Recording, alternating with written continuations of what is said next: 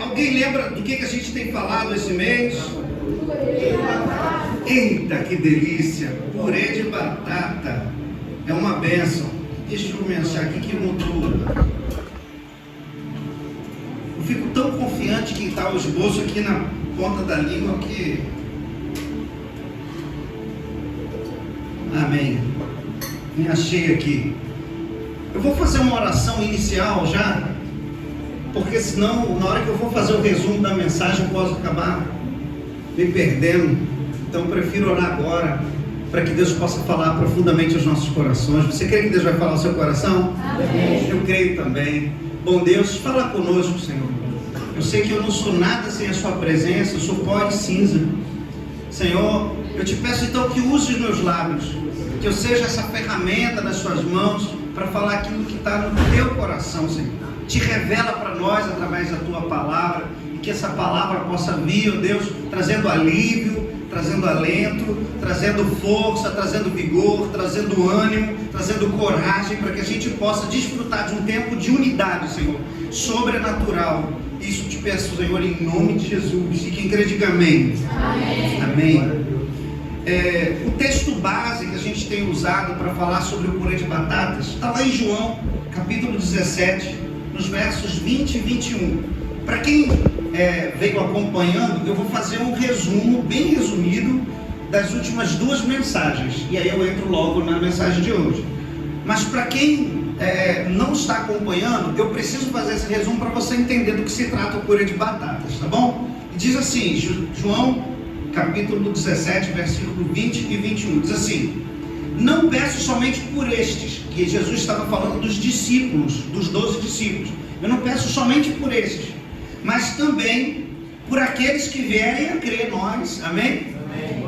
Que vierem a crer em mim, por meio da palavra que eles falarem, a fim de que todos sejam um.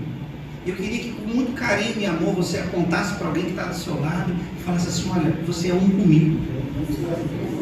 Desde o dia que você aceitou Jesus, você é um comigo. Amém? E ele continua dizendo, e a grande revelação está aqui na continuação do versículo. Ele diz assim: eu quero que eles sejam um, mas eu não quero que seja só um no sentido só de boca. Eu quero que eles sejam um como tu, ó Pai, está em mim, e como eu estou em ti, também eles estejam em nós, para que o mundo creia que tu me enviaste. Deus não quer que a gente seja apenas pessoas que estão perto uma da outra. Ele quer que a gente seja completo unidos, como família, mais que família, como vínculo de sangue. Você sabia que a palavra de Deus em Provérbios chega a dizer que é na hora da angústia que se faz um irmão? Não é aquela pessoa que nasceu da mesma mãe, mas é na hora da angústia que a gente percebe quem está com a gente mesmo, de verdade, e que nós possamos ser essa igreja unida e não estar apenas juntos, porque quando a gente fala de purê de batata, você vai no mercado comprar as batatas, elas estão juntas no mesmo saco quando você traz, mas elas não estão unidas. Elas estão juntas no mesmo saco, mas não estão unidas. O que eu estava falando sobre isso na igreja é que muitas vezes nós estamos juntos no templo, mas nós não somos um. Nós podemos estar juntos no mesmo culto, cultuando, fazendo parte da mesma igreja, e ainda assim a gente não se tornar um com o nosso irmão. Mas para que a gente se torne um, essas batatas que vieram do mercado, juntas, mas não unidas, elas precisam passar por um processo. E o primeiro processo que a gente falou foi a lavagem, né? Lavar as batatas. E a gente, quando fala sobre lavar as batatas, a gente está falando da própria palavra de Deus que nos lava, amém? É a palavra de Deus que nos lava, como diz lá em Efésios, né, capítulo 5, ele vai dizer no verso 25b: Cristo amou a igreja e se entregou por ela para que a te santificasse, tendo-a purificado por meio da lavagem de água pela palavra, para apresentar a si mesmo igreja gloriosa, sem mancha, nem ruga, nem coisa semelhante, porém santa e sem defeito. Então Jesus nos lava, né? Pensando nessa ilustração das batatas, a gente não tem como fazer um purê de batata sem que as batatas sejam lavadas pela palavra. E eu quero deixar bem claro que a lavagem acontece por fora da batata, não acontece dentro. É só aquilo que está no exterior. E o que está no exterior? O seu passado está no exterior.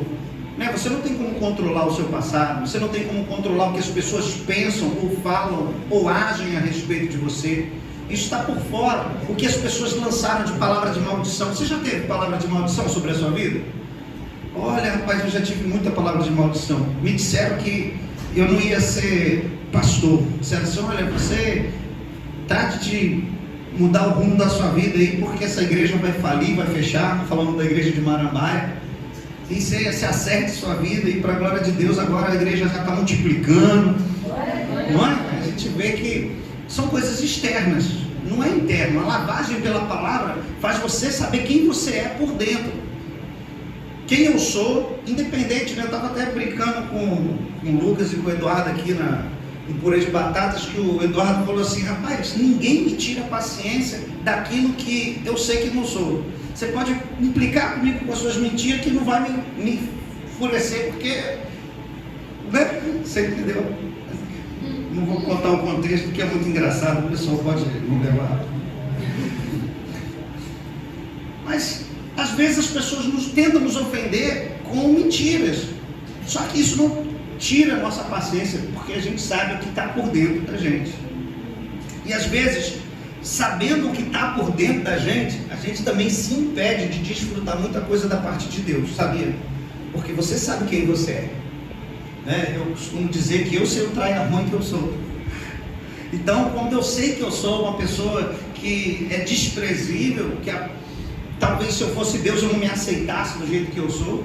Imagina, se você fosse Deus e você no seu trono de santidade, 3 vezes santo, você olhasse para você do jeitinho que você é, as coisas que você pensa, as coisas que você tem vontade de fazer, e você ia se querer? Seja sincero. E eu fiquei pensando nisso, eu falei assim, quantas vezes eu já passei por pessoas em situação de rua e de alguma maneira eu poderia fazer alguma coisa, eu não fiz nada. Quantas vezes a gente se irrita com situações que são tão pequenas, e é por isso que Deus vem e começa não apenas lavar por fora, mas descascar a batata, porque a gente acaba tendo máscaras, cascas, né? Eu sou um no trabalho, sou outro na minha escola, sou outro na igreja, sou outro em casa. Tem até uma música que diz, né, que papai, eu quero morar na igreja. Vocês conhecem essa música? Que o garotinho, ele queria morar na igreja porque o pai dele, quando estava na igreja, era uma bênção. Mas quando ia para casa, aquela bênção se tornava... Então, para falar, pastor, eu quero vir morar na igreja. E é isso, exatamente disso que nós estamos falando, de uma transparência uns com os outros. Porque a gente tem uma forte tendência de mentir querendo paz. Você está bem? Estou bem. Está nada, você está rindo por fora, mas por dentro você está destruído, você está destroçado. E a gente precisa ser transparente um com o outro para a gente se tornar um. E o problema é que muitas vezes nós não estamos nem prontos para a verdade. Porque eu lembro de um tempo atrás que uma irmã da igreja lá de Marambaia, ela falou para o marido assim, amor, eu estou bonita. Ele disse assim, amor, você está bonita. Ela disse assim, eu estou bonita? Você está. Se eu não sou não. Meu irmão, mas isso deu um quiprocó. Porque entre aquilo que você quer expressar e aquilo que a pessoa entendeu, tem um mar de incógnitas, de variantes, que distorcem aquilo que a pessoa realmente disse. Eu sei que esse irmão quase separou por causa dessa frase de ela estar bonita. E assim, por misericórdia de Deus, esse irmão me ligou chorando e tal. Eu fui na casa dele, comecei a desfazer as malas, jogar as roupas deles pela casa dela, pela casa, porque ela estava disposta a ir embora mesmo. E aí os filhos tudo chorando no quarto, são 3 filhos, e aí tá todo mundo chorando, e o marido chorando, e a mulher dizendo que ia embora porque o marido não ama mais ela, que ela só é bonita porque ela fez o cabelo. Que situação. Mas se a gente for transparente e verdadeiro um com o outro, não abre margem para a gente ter esse tipo de desentendimento. Se você falar a verdade para o outro, você souber o que o outro está pensando a seu respeito, se você falar a verdade para esse e você expressar para ele o que você pensa a respeito dele, com maturidade a gente passa a não ter máscara nenhuma. Eu estava até brincando aqui no dia que eu estava falando sobre tirar as máscaras, que eu não consigo mentir para minha esposa. Eu não consigo esconder nada dela, que ela vê na minha cara. E ela teve um dia que eu falei assim, essa mulher lê pensamento, porque ela falou exatamente o que eu estava pensando. Eu falei assim, rapaz, mas assim, é tanta transparência que a gente já não consegue mais esconder nada um do outro. E eu espero em Deus que a gente consiga também, ao invés de dar uma desculpa para o irmão ir embora logo, a gente fale a verdade para ele. Não, está tudo bem? Não, vai ficar. Como assim vai ficar? É porque eu estou passando luta, estou passando tribulação. Talvez não seja o caso de você explicar qual é a sua tribulação para esse irmão. E amém, está tudo bem. Não é? Igual aquela situação, né, que a mulher morreu o filho, e ela foi procurar o profeta, o servo do profeta falou, e aí, está tudo bem? Ela falou assim, não, eu preciso falar com o profeta, tá tudo, para você está tudo ok. No meu caso é um pouco mais em cima, ali, um buraco mais fundo. Mas é não deixar de ser transparente, de abrir a boca. Até porque, como igreja, nós não temos a capacidade de adivinhação, e isso é pecado. Não é? Embora algumas igrejas parece que tem um espírito de adivinhação, o cara sabe até o CPF que você tem. O apóstolo Paulo expulsou o demônio de uma pessoa que fazia isso, sabia? E aí os caras estão fazendo isso dentro da igreja como se fosse algo de Deus. Não, só uma observação, Devani, foi mal. A gente não tem bola de cristal, não tem como saber se você está mal, se você não abrir a sua boca e dizer, pastor, preciso de oração, preciso que você esteja do meu lado. Às vezes você não precisa nem de oração, só precisa de estar alguém do lado para chorar junto. Aconteceu uma vez comigo isso. Eu estava desolado, assim, e eu sei que você vai achar ridículo, mas para mim foi terrível. O meu cachorro tinha morrido.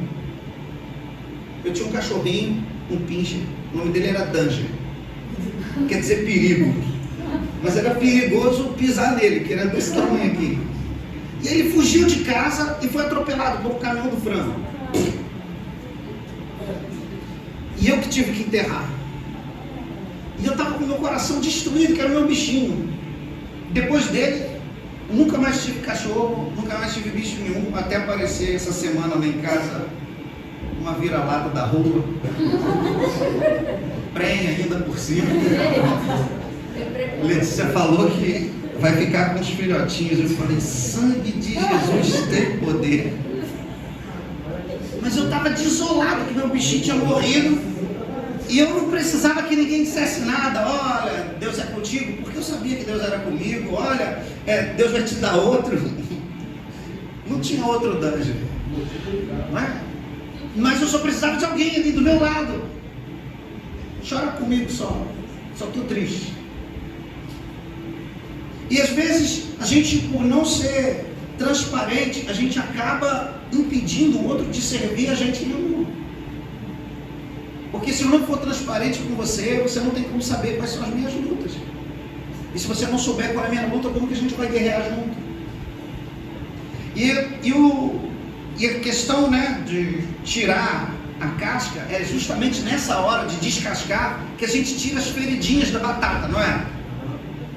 E quantas feridas na alma que a gente tem? Traumas, dores, né? As coisas que a gente viveu. Muitas vezes a gente está ferido às vezes até com a própria igreja, às vezes com uma liderança, com um pastor, com um obreiro. Isso entristece a gente. Às vezes a gente está triste com alguém da nossa casa, com o nosso marido, com a nossa esposa, com o nosso filho. E Deus quer, na hora de descascar, limpar essas feridas, sabe? Tirar essas dores, tirar esse luto, né? Porque são coisas que estão dentro de mim e que eu tenho a capacidade de controlar. Eu tenho como controlar a dor, eu tenho como controlar o luto, eu tenho como controlar aquilo que está acontecendo dentro de mim. Se você não sabe disso, como é que se controla a dor da perda, a dor na alma, né? Como é que eu controlo isso? Meu irmão, Filipenses 4, de 4 a 8. Eu não anotei aqui no meu esboço não, mas te dá receita, né? Se eu fosse médico, eu te passava B12. Mas se não sou médico, então eu posso passar um versículo bíblico de Filipenses 4, de 4 a 8. Está com tristeza, está com angústia, está tristecido, tá, né? Começa a ler Filipenses 4, de 4 a 8. É uma ordem: alegrai-vos sempre no Senhor. Outra vez te digo, alegrai-vos. E aí no verso 5 diz assim: seja a vossa moderação conhecida de todos, perto está o Senhor. Versículo 6: e não andeis ansiosos de coisa alguma, em tudo porém sejam conhecidas diante de Deus as vossas orações, as vossas petições pela oração e súplica, com ações de graça. Versículo 7 diz assim: e a paz de Deus, que excede todo entendimento, guardará o vosso coração e a vossa mente em Cristo Jesus. E o verso 8 diz assim: finalmente, irmãos, tudo que é bom, tudo que é justo, tudo que é amável, tudo que é de boa fama, se alguma virtude há, se algum louvor existe, seja isso que ocupe o vosso pensamento. Filipenses 4, de 4 a 8. Estou entristecido, dor da alma, né? Eu lembro só de Davi falando: por que está abatido a minha alma? Por que te perturba dentro de mim? Eu ainda louvarei ao Senhor. E é exatamente isso: a gente perceber não está legal por dentro e a gente começar a buscar da parte de Deus, porque Ele é o príncipe da paz. A palavra de Deus diz que o Espírito Santo é consolador, e eu tenho certeza que ninguém pode confortar. Não existe abraço mais afagante, não existe palavra mais bendita do que o próprio Espírito Santo atuando nas nossas vidas. Então, chegamos na mensagem de hoje, que é colocar essas batatas que já foram lavadas pela palavra, que já foram descascadas pela espada do Espírito, amém? Foram tiradas todas as feridas, agora elas são colocadas na mesma panela. Pastor, o que significa ser colocado na mesma panela? Eu vou ler aqui já para você, Atos 2, eu vou ler do 42 até o 44, está funcionando ali? Aqui está apagado, deu errado, era o meu retorno. Diz assim, Atos 2, 42, e perseveravam, eu quero que você guarde essa palavra, perseveravam na doutrina dos apóstolos, e na comunhão, e no partir do pão, nas orações. Em cada alma havia temor. Muitos prodígios e sinais eram feitos por meio dos apóstolos. Todos os que criam estavam juntos e tinham tudo em comum. Era um purê de batata. Tinham tudo em comum. Eu acho interessante que aqui em Atos está falando que eles tinham tudo em comum. Mas você vai ler lá nos Evangelhos, os últimos capítulos, quando Jesus está para ser crucificado, com aquele episódio que Pedro nega, as pessoas reconhecem Pedro como um dos discípulos. Como é que eles reconhecem Pedro?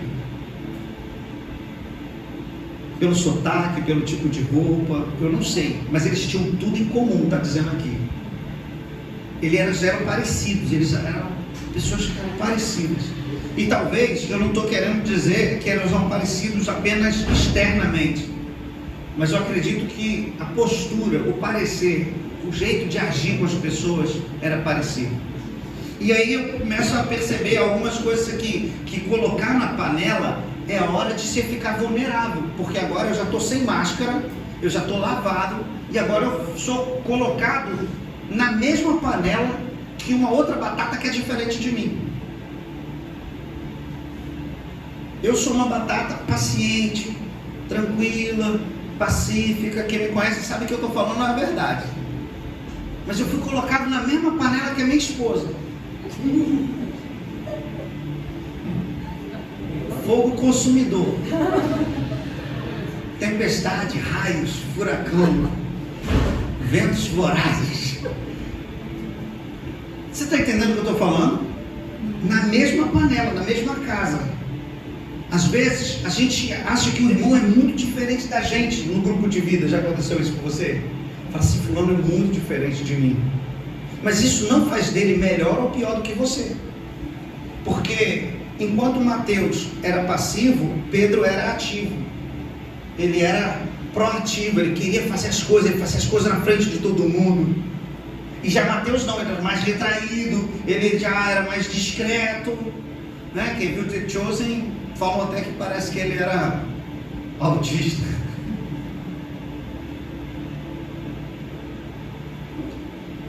Mas na verdade, essa característica dele é expressada, inclusive nos evangelhos, a maneira dele escrever. muito discreta. E quando a gente começa a perceber que pessoas diferentes estão no mesmo ambiente que eu sou confrontado pelas minhas próprias limitações. Porque eu não tenho como me tornar uma pessoa melhor sem que eu esteja no mesmo ambiente que alguém que diz que eu sou ruim. Porque enquanto eu achar que sou bom e perfeito, eu não melhoro. Eu não tenho como me aperfeiçoar, melhorar qualquer coisa que alguém não diga para mim que eu esteja ruim. E é por isso que muitas vezes a gente precisa ouvir nossas esposas. Não é verdade? Elas sempre têm algo a dizer que a gente pode melhorar. Não é? E olha, eu sei porque os homens sempre oram a Deus, falam: Senhor, eu quero a pessoa certa para mim. E Deus dá uma pessoa tão certa que você está sempre errado. Não é? Então,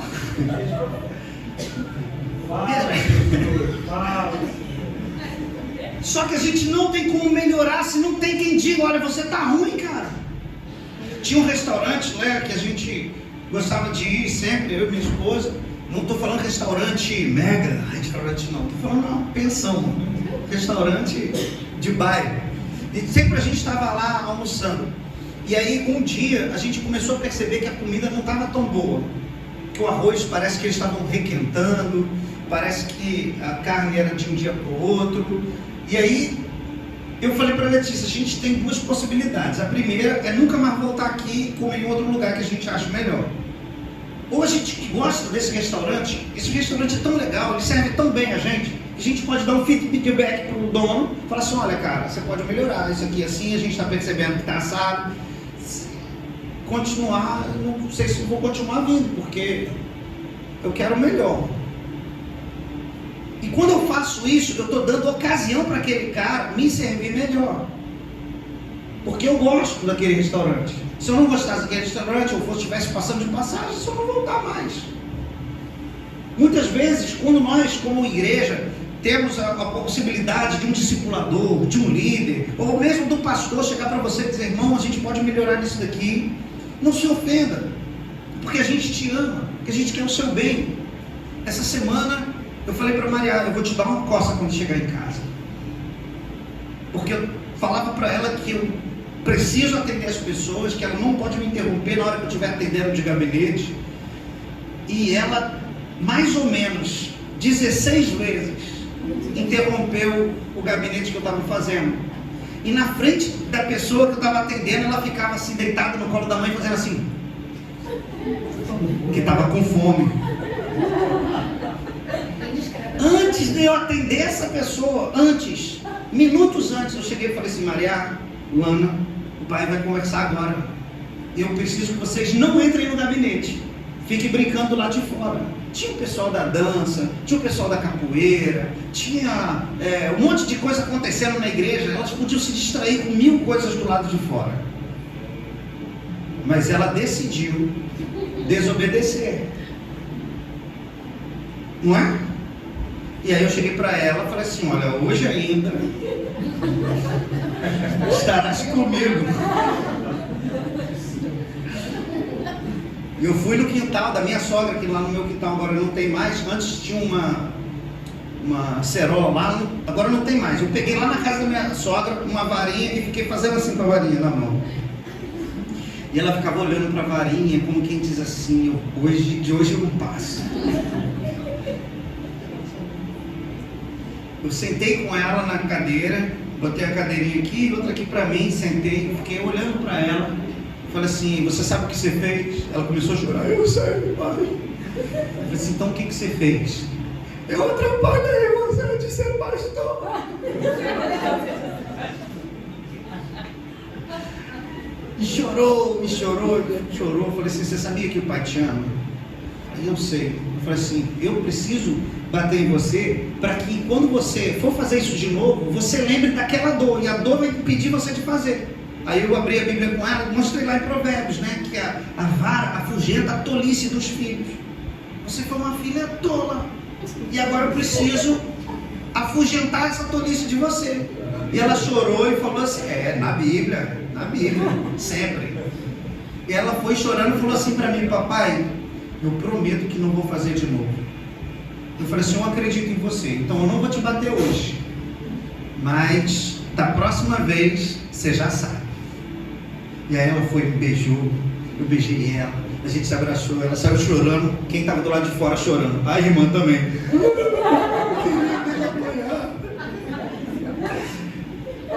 Afugentou a tolice. E olha, foi uma boa conversa, porque afugentou a tolice. Ela está bem melhor, até comendo ela está. Porque ela sabe que está perigando, né? Já estou nas últimas. Mas eu posso me tornar uma pessoa melhor quando eu tenho alguém para olhar para mim e dizer assim: cara, você não é tão bom quanto você acha. Inclusive, no ano passado, não sei quem me conheceu aqui há mais tempo sabe, eu estava pesando quase 90 quilos, com 88 quilos. E aí eu emagreci 11 quilos. E eu falei assim: agora eu posso ir no nutricionista. Eu já emagreci uns 10 quilos, vou chegar lá, tirando onda. Cheguei no nutricionista, o que ele falou para mim? Tu tá obeso. Esse sangue de Jesus tem poder. Falta mais 11, 10 não, falta mais 11. Rapaz, assim, você sabe, você achava que estava indo bem, e alguém diz: olha, o seu esforço ainda não é suficiente, precisa ir um pouco além de onde você está indo. É igual treinador de futebol, né? Geralmente os treinadores de futebol são baixinhos, gordinhos, joga nada, mas ele é técnico do maluco que joga pra caramba, mas ele extrai daquele cara que joga o melhor dele. E eu acho isso interessante, porque quando a gente fala de fé, as pessoas querem ter do lado, né? Como é o nome daquele na Bíblia? Shedd, quer ter o Russell Shedd do lado, quer ter o John Piper, querem ter só os feras, né, da teologia. E aí, cara, você tem noção de que Paulo, que foi discipulado por Gamaliel, o cara, poliglota, falava vários idiomas, escrevia em vários idiomas, o cara, ele era componente do Sinédrio, ele tinha cartas do governo que dava autorização a ele de matar herege. Tem noção de quem era Paulo? Ser discipulado pelo pescadorzinho do Pedro, que não sabia nem ler e escrever, a ponto de o apóstolo Paulo chegar em uma das suas cartas e dizer assim, em Gálatas, né, tudo que eu sei, tudo que eu aprendi, eu considero como esterco.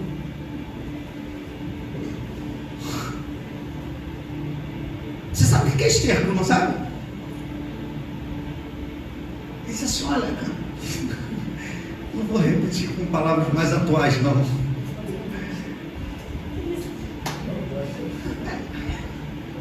Eu sei muita coisa, mas eu considero tudo isso uma bosta. Não vale nada no que se diz respeito a eu ter que me aperfeiçoar na fé, na humildade, no quebrantamento, na santidade. Você está entendendo? Não tem teologia que bata o amor. E aí, quando a gente pensa dessa maneira, a gente começa a perceber que não tem como eu me tornar uma pessoa melhor se não tiver uma outra pessoa do meu lado que me confronte. Não tem, porque eu sempre vou achar que sou bom o suficiente. Você vai conversar com as pessoas, e se essa pessoa chegar para você e falar a seguinte frase: eu nunca fui tão humilhado. Você já ouviu essa frase?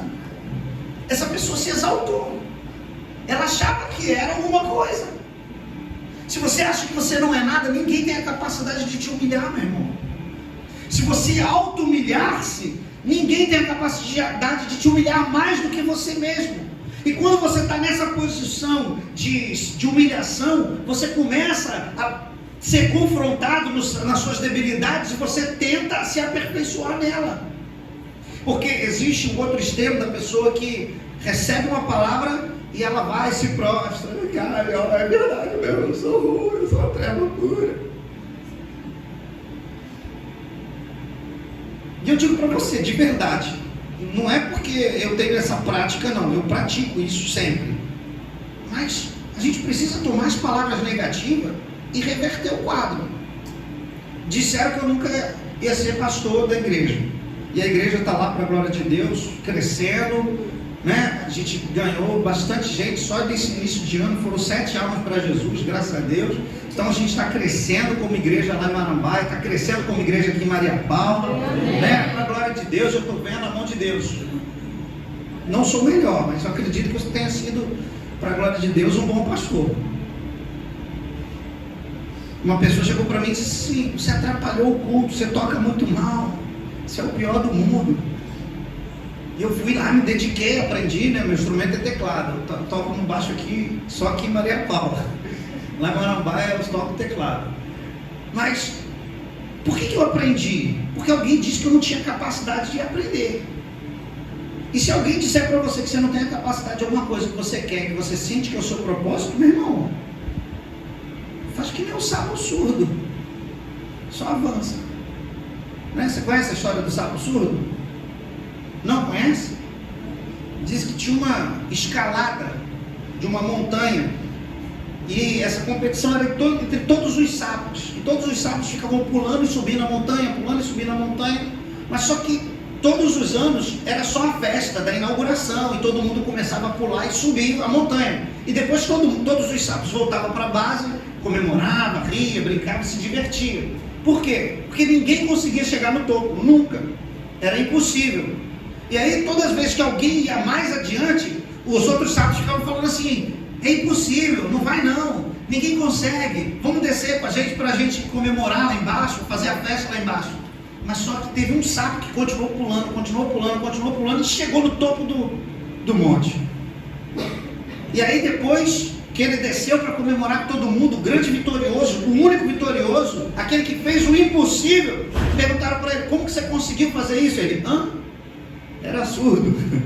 Ele não ouviu dizendo que era impossível, não ouviu dizer que ele não ia conseguir, ele foi lá e fez. Só é impossível até alguém ir lá e fazer, meu irmão. Disseram que foguete não dá ré, até o Elon Musk botar na cabeça que ele tinha que dar ré para não ter que desgastar aquele rio de dinheiro jogando foguete fora. Você está entendendo o que eu estou falando? E quando a gente começa a exercitar a nossa fé em relação a estar com alguém que é diferente da gente, na mesma panela, no mesmo grupo de vida, na mesma igreja, às vezes no mesmo ambiente de trabalho. Eu conheço pessoas que tiveram crises de ansiedade, de pânico, de estar no trabalho porque tinha uma pessoa que perseguia ela.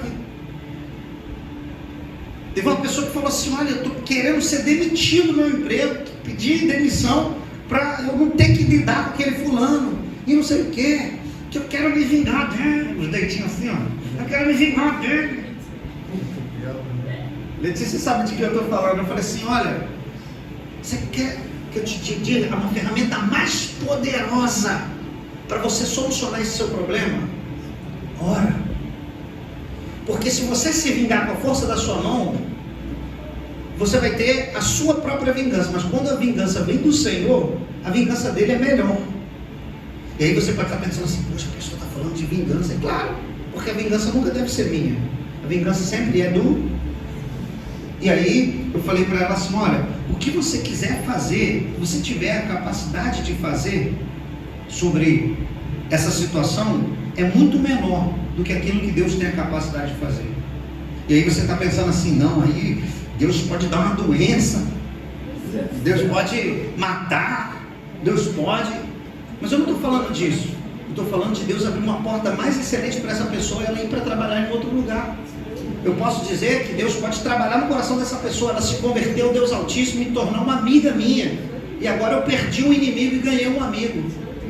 Você sabe o que Jesus fala sobre os inimigos? É para a gente orar por eles. E eu não estou falando daquela oração terrível não, né?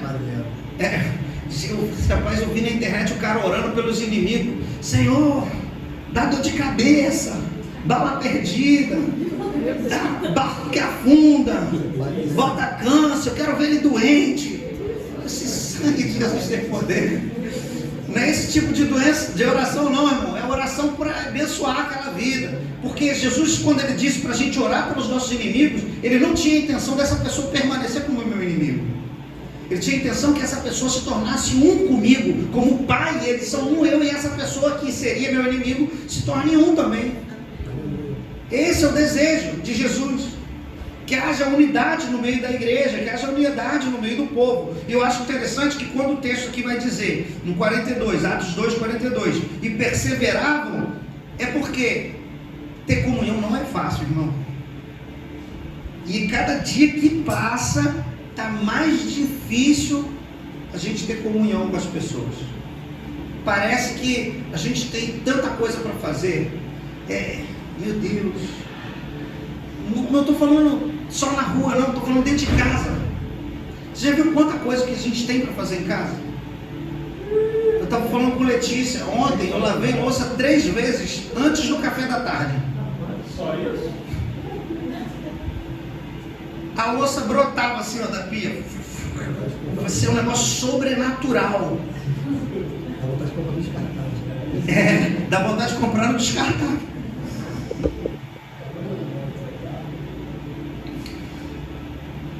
A gente tem muita coisa para fazer, quer seja dentro de casa, quer seja no trabalho, e a gente tem que visitar o amigo. Você tem amigo para visitar? Pessoas que você gosta muito, que você gostaria de estar lá com ele. Tem parente seu que você gostaria de visitar? E a gente tem coisas que a gente gostaria de fazer, iniciar um hobby novo. Eu gostaria de me exercitar, eu gostaria de aprender inglês, e aí tudo isso tem que bater com a minha agenda. E cada vez mais que a gente quer fazer mais coisas, fica mais difícil a gente ter comunhão. Porque para ter comunhão, aqui a Bíblia está dizendo que eles perseveravam na comunhão. O que é perseverar? É lutar com todas as forças para não desistir. Que nem eu na caminhada, na academia, na dieta. Eu falei que o menino lá da igreja me atribulou com um sonho. Ele vai prestar conta disso a Deus, cara. Tenho certeza. Eu de dieta. Ele veio com um sonho, com aquele recheio de chocolate, a suquinha em cima do pão. Passou assim no meu nariz para eu cheirar. Foi lá na minha alma um cheiro assim, ó.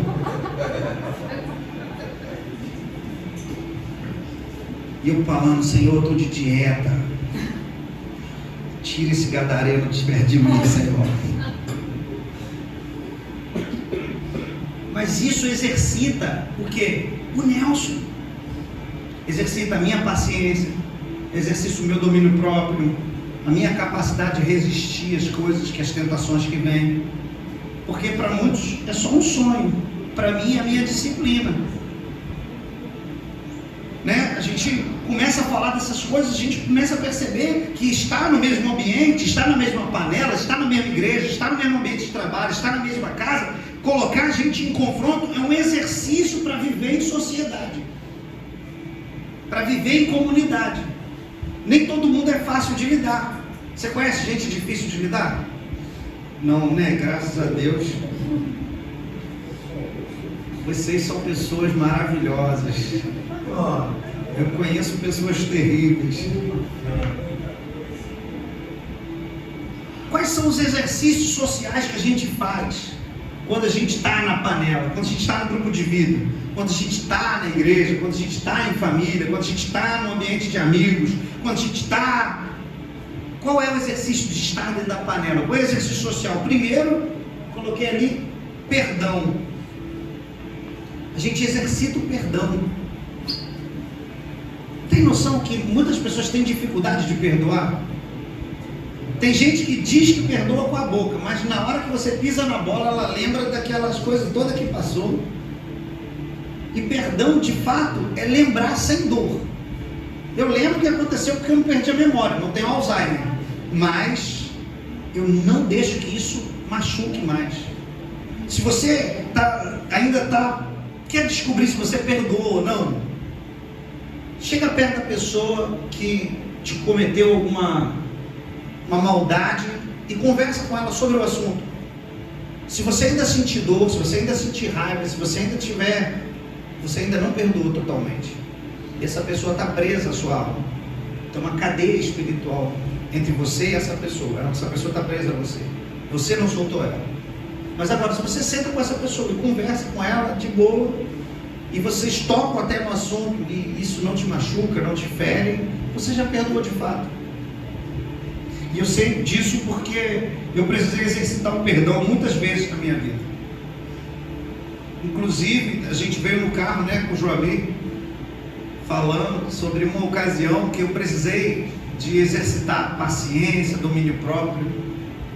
O Joamir falou que ele tem a perna mecânica, para quem não sabe. Ele disse assim: pastor, se esse cara colocasse a mão em tu, eu arrancava minha perna e dava nele. Porque foi uma pessoa que me ofendeu assim publicamente, na porta da igreja, falando alto, gritando, né? E eu sei que estava certo, e a pessoa estava totalmente errada, mas isso não impediu ela de me envergonhar publicamente.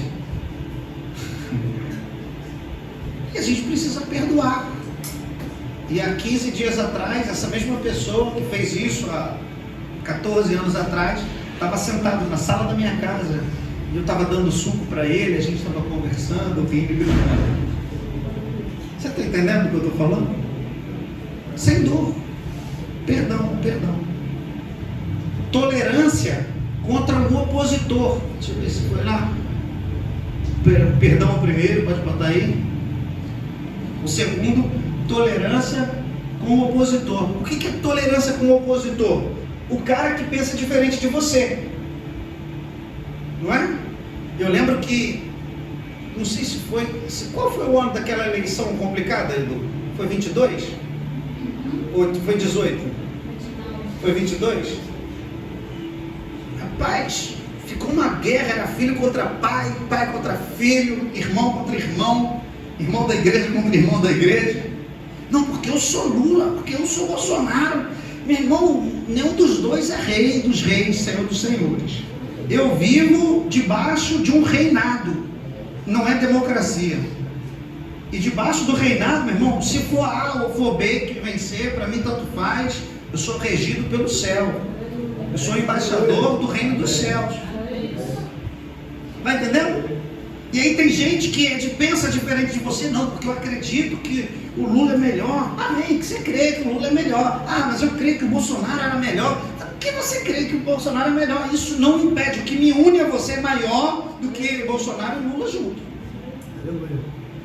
Estão me entendendo? Amém.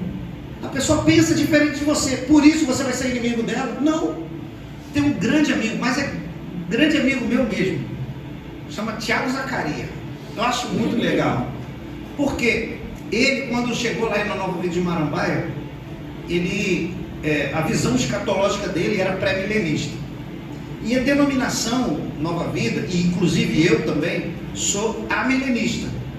Né? O que é amilenista, pré-milenista? Eu vou explicar bem básico aqui para você entender. Pré-milenista é aquele cara que acredita que Jesus vai voltar, buscar a igreja, depois vai vir a tribulação, depois Jesus vai voltar de novo e buscar a igreja e todo mundo que ficou na tribulação. Amém? Amilenista, que sou eu, que a denominação também é, e os antigos também eram. Né? Pré-milenismo tem 200 anos só para ilustrar. Daí para trás, como que a gente crê? Jesus já veio na terra, amém? Não veio?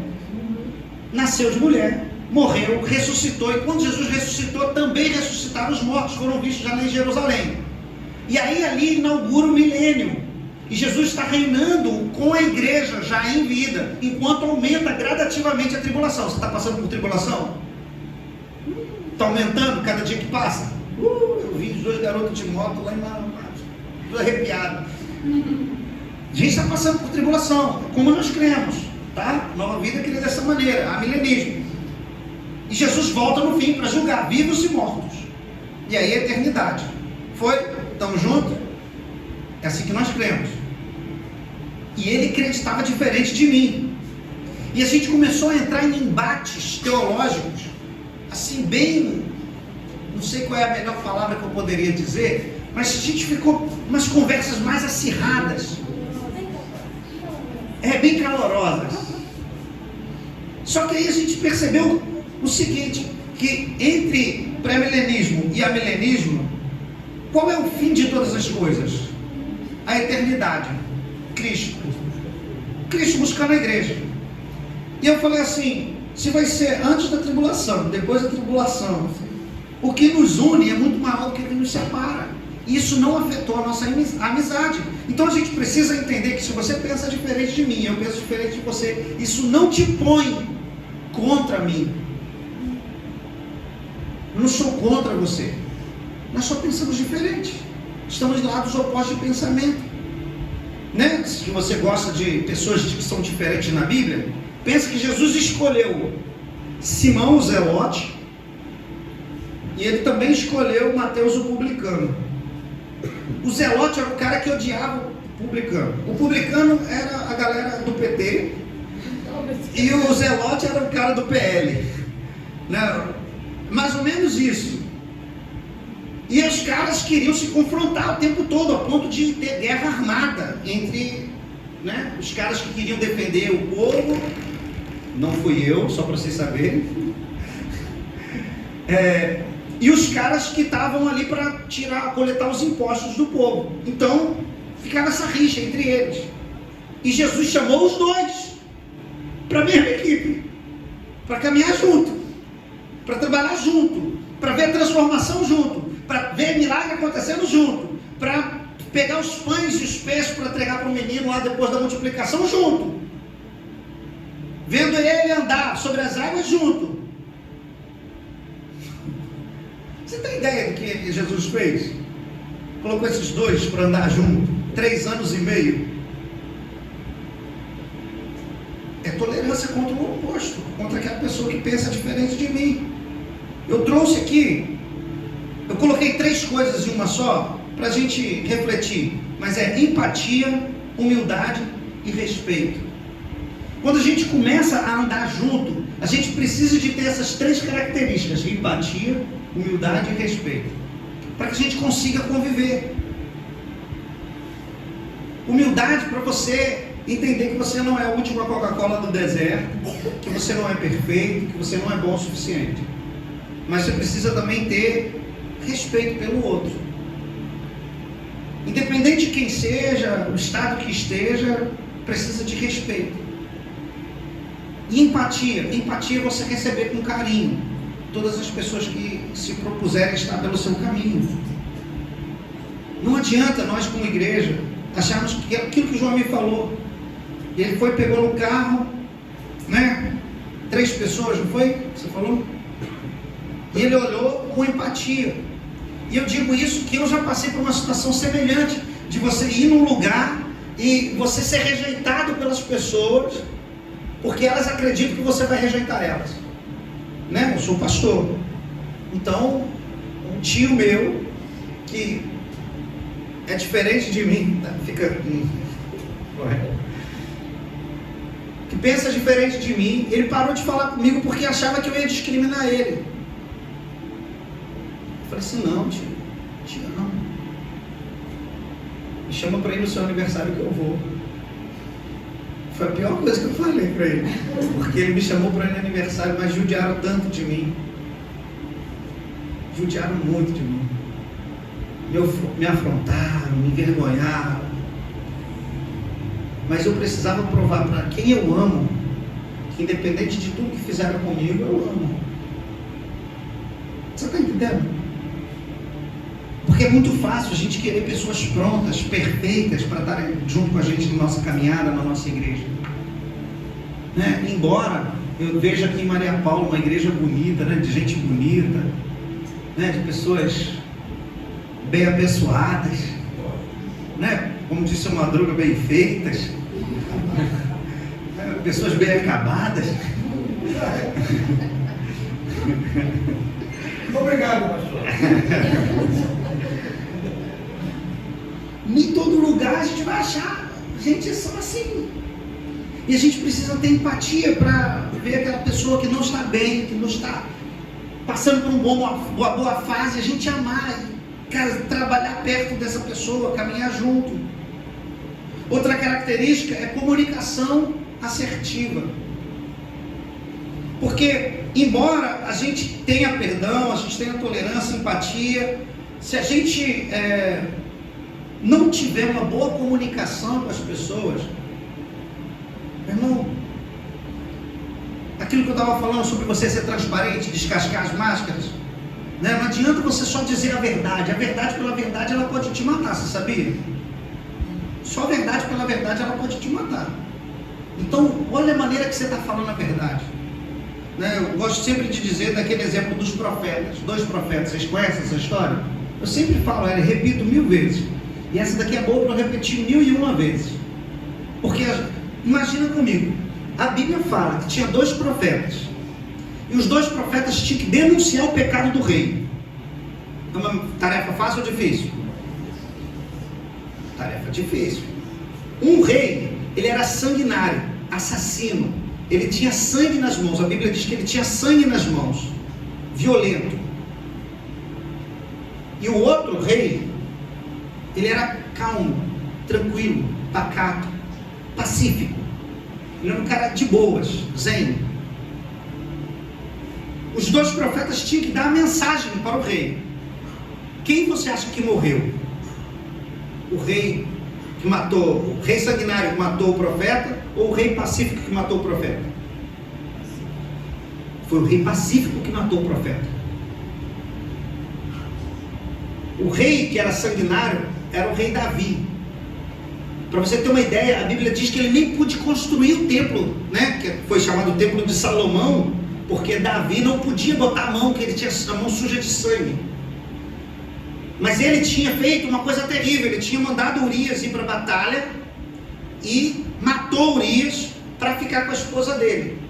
O profeta chegou e disse para ele assim: olha, imagina, rei, que um pastor de ovelhas, que tinha um rebanho de ovelhas, viu vindo chegar um estrangeiro, e ele, não querendo matar das suas ovelhas, pegou a única ovelha que seu vizinho tinha, matou para dar de comer aquele estrangeiro. Davi olhou, sanguinário que era, riscou a peixeira no chão, disse: quem é esse cara safado que a gente vai chuchar no bucho dele? Natan olhou e disse assim: Davi, esse cara é você, cara. Você tem um harém, um monte de esposa aqui. Urias só tinha uma mulher e você mandou matar ele para poder ficar com a esposa dele. Davi foi, caiu, se humilhou, jogou pano de saco, se vestiu de pano de saco, se jogou cinza em cima, chorou, se humilhou.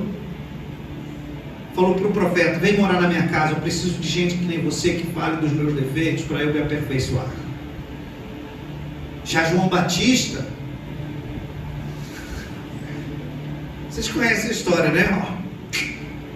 Perdeu a cabeça porque ele olhou para o rei e disse: raça de víbora, somos endemoniados,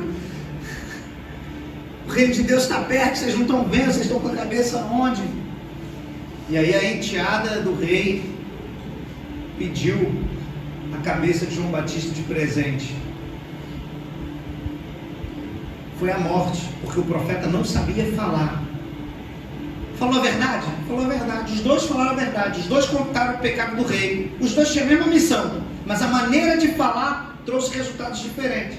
A minha pergunta para você é: você quer viver mais ou você quer perder a cabeça? Então aprenda a falar com as pessoas. Aprenda a falar direito, fala direito. Olha, às vezes não é nem o que você está dizendo, é o tom que você está dizendo. Às vezes a entonação muda tudo. E eu acho interessante que quando a gente fala de entonação, dentro de casa, dentro desse contexto, a gente precisa entender muitas vezes que o marido, na maioria das vezes, se sente desrespeitado pelo tom de voz da esposa, e não é pelo que ela está falando. Na grande maioria das vezes, o cara é o chefe da casa e a esposa lida com ele como se fosse um menino. Eu digo para vocês, irmãos, em nome de Jesus, a esposa sábia, ela levanta, ela edifica, ela constrói uma casa, ela não derruba. A esposa sábia, a palavra de Deus diz que ela não precisa nem de palavras para ganhar o seu marido. Ela ganha o marido até no silêncio. Se ela não disser nada, ela está ganhando o marido. Eu estou dizendo para você ficar quieta, não. Eu estou dizendo que muitas vezes a maneira como você aborda pode não estar dando sucesso naquilo que você quer que o marido realize. E eu não estou falando de maus homens, pode ser que ele seja ruim mesmo. Mas só que às vezes a maneira da gente falar pode ajudar muito. E eu lembro que no começo do casamento, Letícia e eu, a gente tinha alguns embates, porque o meu contexto de criação foi, eu fui criado na minha avó, criado com vó, não é? E a minha mãe, depois que ela me trouxe para casa de volta, ela fazia todas as regalias, era comida na mão, tá entendendo? E aí quando eu casei, a minha esposa, ela queria um parceiro, não queria só uma cama aquecida, ela queria uma cozinha ativa, tá entendendo? Ela precisava mais do que um cara que desse para ela amor. Ela precisava de um companheiro, de alguém que ajudasse ela nas tarefas diárias. E é isso, a gente volta, pode passar mais o espírito de serviço. Porque estar na mesma panela com outra pessoa, meu irmão, não seja o preguiçoso. Você pode dizer isso para quem está do seu lado aí, em qualquer lugar, não seja o preguiçoso.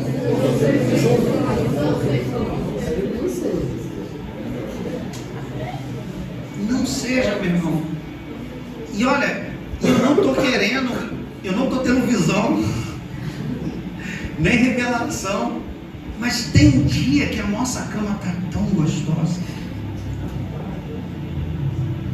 Hoje, Letícia, quando eu acordei ela falou assim: tenho certeza?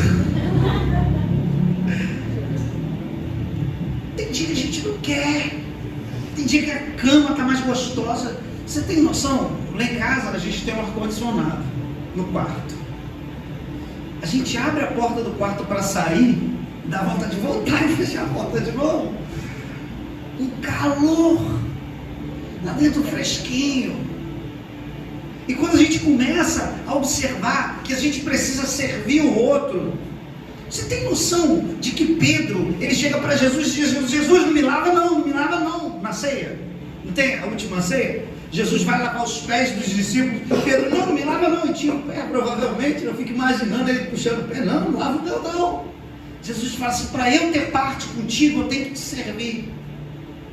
E se você entender isso, que para a gente ter parte na vida de alguém, para a gente virar purê de batata de fato, a gente está dentro da mesma panela, que é o grupo de vida, a gente está dentro da mesma panela que é a igreja. Para a gente se tornar um, a gente tem que servir um ao outro.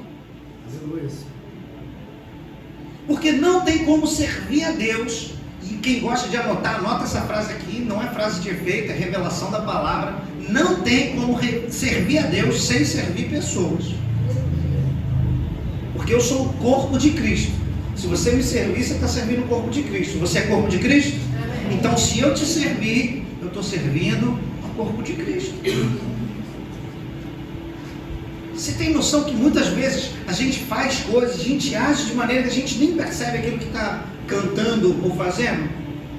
Ó, tá ligado aqui o teclado?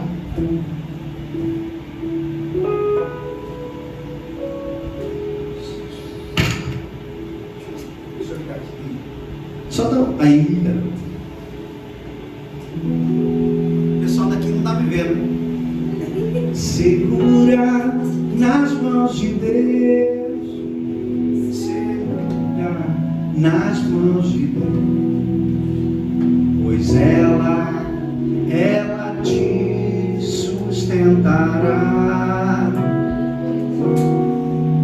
Não temas, segue adiante e não olhes para trás, mas segura nas mãos de Deus.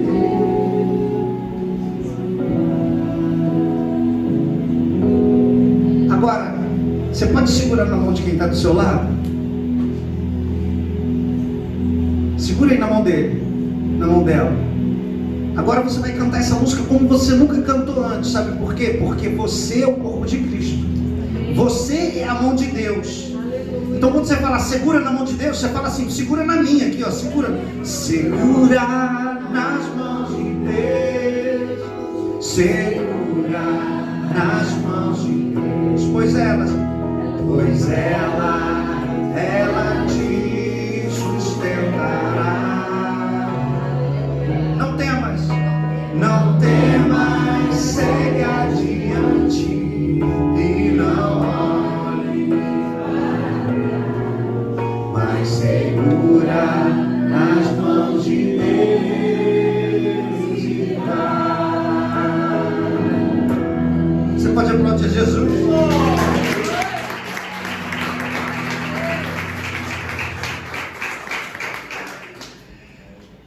É isso, irmão. Nunca mais você vai lembrar dessa canção diferente, porque nós somos o corpo de Cristo. Estamos sendo confrontados porque estamos juntos na mesma panela, estamos dentro do mesmo recipiente. E a última característica, e eu encerro a minha fala com ela, é sobre a responsabilidade. É muito fácil a gente colocar a culpa no outro. E eu gosto de uma frase de um filósofo contemporâneo, Homer Simpson, que diz que se a culpa é minha, eu coloco em quem eu quiser. Não é Eva. É aquela. Foi a mulher que tu me deste. Não, foi a serpente. Você vai entendendo? A culpa é minha, eu coloco em quem eu quiser. Existe hoje nos relacionamentos uma falta de responsabilidade, porque a gente sempre acha que a tarefa deveria ser feita do outro, o pastor que deveria me procurar. Gente, eu vou falar uma coisa para vocês, e essa igreja está apenas começando, então eu quero que você entenda uma coisa: a diferença entre filho pródigo e ovelha perdida. Ovelha perdida, ela está perdida. Filho pródigo, aquele cara que acha que tem direito nas coisas, que tem uma herança, que ele quer gastar do jeito que ele quiser, e acha ainda que o pai deveria ir atrás dele, mas não vai. O pai vai ficar na varanda esperando ele voltar, quebrar a cara de fazer as coisas do jeito dele, porque o pai estava lá para orientar, ensinar, corrigir e tal. Mas eu não quero essa correção, eu não quero estar nessa panela, eu não quero ser um com ele. Eu quero gastar as riquezas que ele tem, mas eu não quero pagar o preço da comunhão, perseverar na comunhão. Eu não quero servir, eu não quero me humilhar, né? Que a gente está falando aqui, ó. Humilhação, respeito, espírito de serviço, né? Tem dois ainda, pode mais um. Isso, responsabilidade. Tem muita gente que não assume a responsabilidade. E exatamente, e eu estou falando para a igreja, amém? Amém? Mas se você olhar para a sociedade de maneira genérica, você vai perceber que falta isso, não apenas na igreja, mas na humanidade. Cada mãe solteira é falta de responsabilidade dos pais. E eu estava vendo uma senhorinha, ela devia ter uns 80 e poucos anos de idade, e ela estava contando testemunho que o pai dela, ele não era casado com a mãe dela, ele tinha uma outra família, e aí engravidou a mãe dela. E aí ela estava num podcast, ela estava falando assim: mas eu não sou fruto de pecado, eu sou fruto do sonho de Deus, porque o meu pai não queria que eu nascesse, porque ele tinha uma outra família. A minha mãe não queria que eu nascesse, porque meu pai tinha uma outra família. Ninguém nessa terra queria que eu nascesse, mas eu não estava nos planos das pessoas, eu estava nos planos de Deus. Aleluia. Eu não sou um erro. Deus me projetou, Deus me amou, Deus fez tudo com que eu nascesse e estivesse aqui hoje. E a irresponsabilidade dos meus pais não cai sobre quem eu sou. E eu acho isso maravilhoso, porque muitas vezes nós não queremos assumir responsabilidade nenhuma. Não querem receber. Eu estou falando de paternidade porque é algo que é gritante. No Brasil, então, é mais gritante ainda. Você sabia que a igreja católica, ela geralmente coloca um santo para se tornar o padroeiro de um determinado país? No Brasil, uma santa. Quando a palavra de Deus diz que o amor de Deus é grande, no Brasil as pessoas não conseguem entender muito bem por quê? Porque grande é o amor da mãe. E eu quero dizer uma coisa para você, que para muitos pode passar despercebido. o amor de mãe de fato é enorme, é grande, mas a esposa, ela tem um papel de amar. Por isso tem casamento, matrimônio. A cabeça do homem é muito mais voltada para proteção, para sustento, para trazer os recursos necessários, e por isso é patrimônio. As pessoas não refletem a respeito das coisas que estão na cara delas, elas não veem que de fato, quando a gente começa a viver cada um na sua responsabilidade, assumindo as suas próprias responsabilidades, a esposa, ela edifica a sua casa, e o marido, ele traz todos os recursos para que aquela casa seja bem sucedida, ela possa prosperar, possa aumentar os recursos dela. E nós, como igreja, precisamos entender que assumir essas responsabilidades, não apenas dentro de casa, mas na sociedade, dentro da nossa igreja também. Porque existem muitas almas de Maria Paula para a gente alcançar. Amém. E eu profetizo em nome de Jesus que essa igreja não vai abandonar a responsabilidade. Amém. Tem um pastor amigo meu que diz assim que o ministério parece que às vezes tem um touro correndo na direção da gente. E a gente precisa de gente que ajude a segurar o touro pelo chifre. Só que dessa responsabilidade muita gente desiste, tem medo. Você vai se tornar um líder de grupo de vida. Sabe que Jesus tem poder? Não é? Mamãe! Quem entendeu, entendeu. Entendedores entenderão. Quem não entendeu faz inscrição para ir para o encontro. Gente, vocês têm noção que a gente precisa de entender que a responsabilidade é da igreja? O corpo de Cristo que se move, somos hemonoses. As pessoas só são curadas porque o corpo de Cristo toca. As pessoas só são libertas porque o corpo de Cristo toca. Palavras proféticas são liberadas. Isso é você e eu como responsáveis por aquilo que Deus está fazendo. E olha só o que diz a palavra de Deus. O menino nos nasceu, o filho se nos deu, né? Está em Isaías, capítulo 9. E aí ele diz assim, o menino nasceu, o filho se nos deu, e o governo está sobre os seus, não está sobre a cabeça. Cristo é o cabeça, a igreja é o corpo, o ombro está no corpo, o governo está sobre a igreja, sobre a sua vida, sobre a minha vida.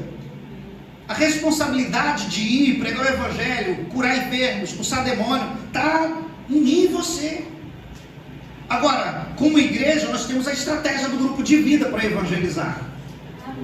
Temos a estratégia do discipulado para edificar as vidas. Temos a estratégia do encontro para ser um mover ali transformador, agente transformador.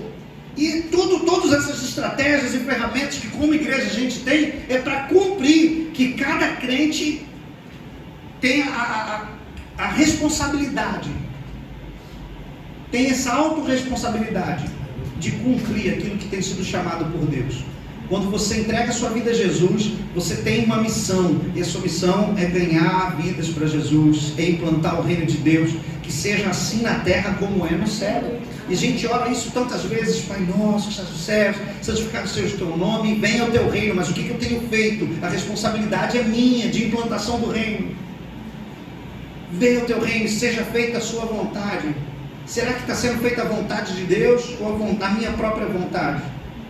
E eu encerro essa mensagem deixando aqui um gostinho para vocês do que vai ser na próxima semana, dia 2. A gente vai falar sobre o efeito do Espírito Santo na panela, que é a água e o fogo. A panela está sendo aquecida agora pela ação do Espírito Santo, não é? Nós falamos sobre lavar as batatas, falamos sobre descascar a batata. Hoje falamos sobre colocar as batatas na panela. Na próxima semana a gente vai falar sobre o fogo do Espírito e a água. Aleluia! Vai ser bênção demais. Eu conto com você. Se você não for viajar no carnaval, vai ser bênção estar com você aqui. E se você for viajar, vai ter na live, né? Vai gravar. Você pode depois acompanhar no YouTube da igreja, Nova Vida Maria Paula lá no YouTube. Amém? Vamos ficar de pé?